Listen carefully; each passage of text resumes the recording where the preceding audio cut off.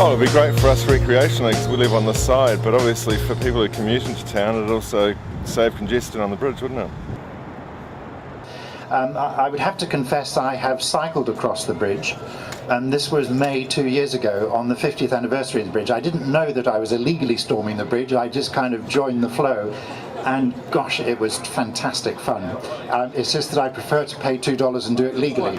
I support this project. Okay. But what is great about today is there are people here from different sides of the political spectrum. Because what this project is potentially about is about uniting Aucklanders. And it's about a vision for a city whereby we can all enjoy our city, we can come down, have a glass of wine on the waterfront, but also be able to join up the North Shore and Auckland Central. And one of the great things about this project is it is iconic. What many people don't know is that in San Francisco, for instance, 80% of tourists come to that city and they walk across the bridge. And so we're going to go through the process and get the business case out, and we will watch that process as it goes through. I want to make sure the business case, though, is right, and that's why I'm supporting Lee here and encouraging our councillors to support this project as we go through, to really make this city move and to help us deal with the extra 1 million people coming into Auckland over the next 30 years. We have got to build like hell, and it's just not about roads, it's about rail, it's about bus, it's about ferry, and it's about get across.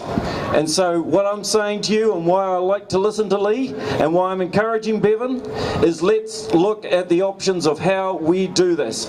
We've provided an intermediary process, or like a liaison service, and been able to get the business back down to the technical elements and discussing the details and being able to move it forward.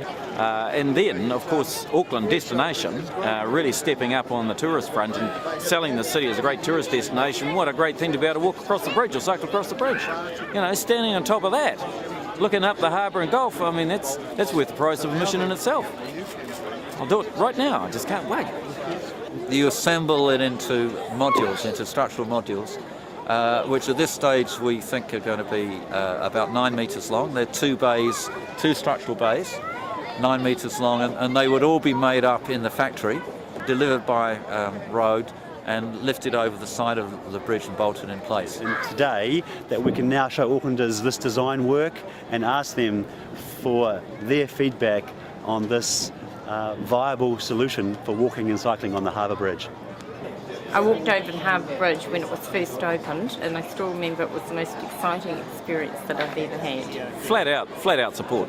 Just get out there and, you know, sort of shake the chains of community feedback. Get their emails, texts, Twitter, Facebook. Get onto it. And it's nothing like people power, and that will I think have significant impact on the sort of the final decision-making process. But also, I really want to roll a whole lot of projects out in Auckland that people are excited about and they want to get done.